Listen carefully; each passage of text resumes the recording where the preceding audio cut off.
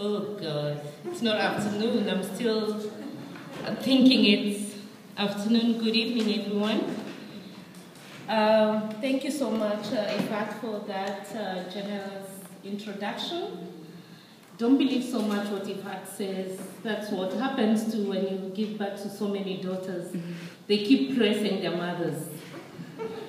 As a honor to my sister, my mother, and my mentor, Wangari, I'll start with a quote that I got from the Green Belt movement. It says, "Every person who has ever achieved anything has been knocked down many times, but all of them picked themselves up and kept going. And that is what I have always tried to do." That is not me. That's from Wangari Maathai. And I think when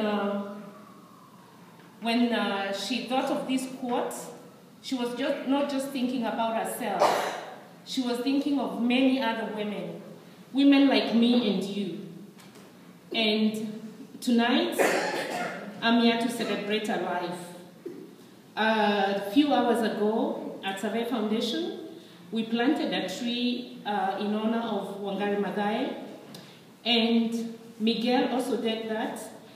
And we are hoping by the first year of our anniversary, we will have planted 71 trees that represent the 71 years she lived.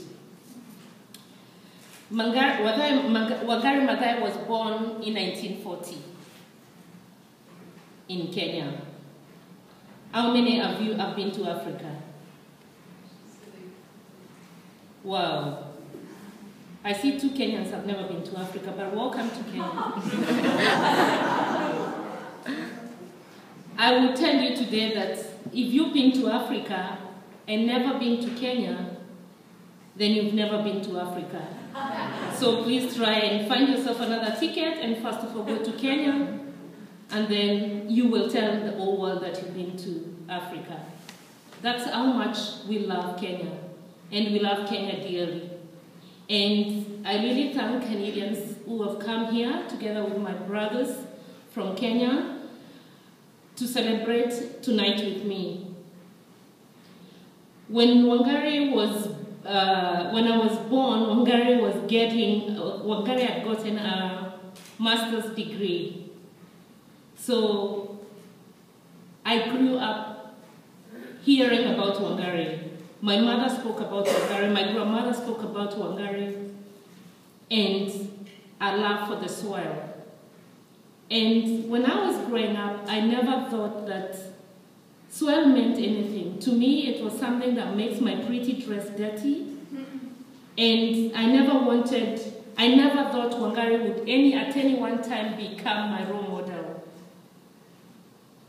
But as every woman spoke about Wangari in the village, and as we watched, by then actually we didn't have television in my home, but as I had news from my elder sisters and my mother and father about this woman that is giving the government a run for their money, I never at any one time thought or would ever imagine why I would let myself be beaten for planting trees or, challenging the status quo.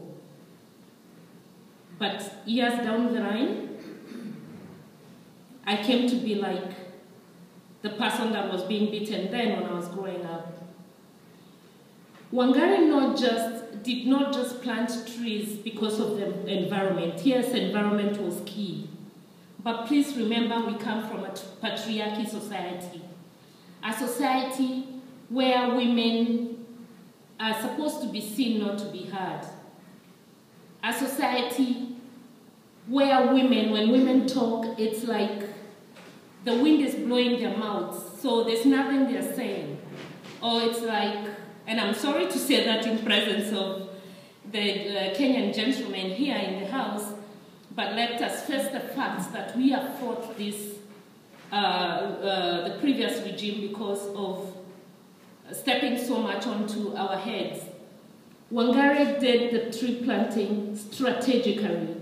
to get to talk to the women, to get the women to understand they were human beings, to get the women to understand that they were acceptable within the society, to get the women to understand even if they were illiterate, they had something to offer within the society, to get the women to understand that it was their rights to ask for basic human rights.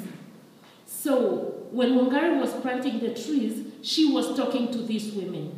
And this is how many of us in Kenya, many women in Kenya, have followed a path. The path was so thorny. She was beaten up, locked in jail, house arrest, but she never gave up. At one time, the second president of Kenya, Daniel Arap Moi, wanted to build a tower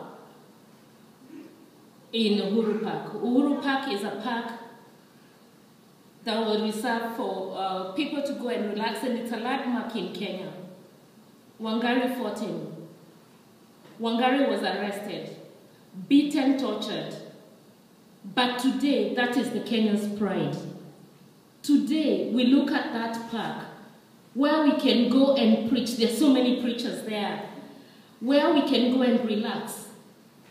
That's a park that Wangari reserved for us. We will always remember her when we think about that park. In Kenya, again, there was a lot of detentions without trials. I would say our brothers, not our sons, because my son is still a very young boy.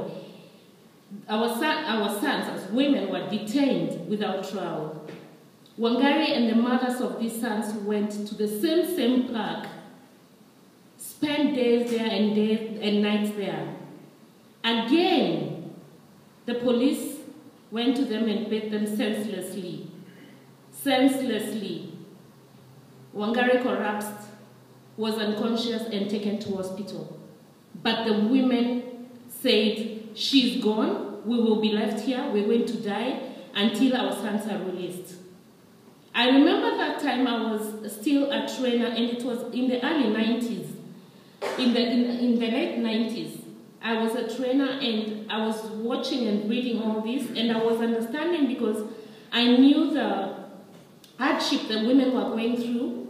I knew the Constitution was designed to depress the women of my country. So I was saying, go, Wangari, go. But I didn't dare to go to the park. I didn't dare to go and join them. It was too tough. That's why I'm saying the path was so thorny, and she cleared those thorns for us. And truly, we should always honor wherever we go. And in Kenya, these are some of the traditions that actually work for women. If you undress in presence of people, of gentlemen young enough to be your sons, then it automatically becomes a curse. When the police continued beating these women, they decided to strip naked. And that's how the sons were released. All the women stripped naked in presence of the police officers and the army people, and that's how the sons were released. Today, some of these people that were released are in parliament, some of them cabinet ministers.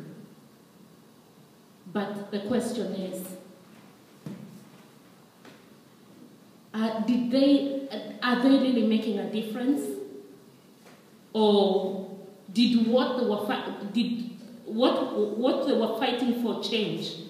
What changed that they cannot use the same strength they had in the early 90s to improve Kenya today? They are the same people that were detained.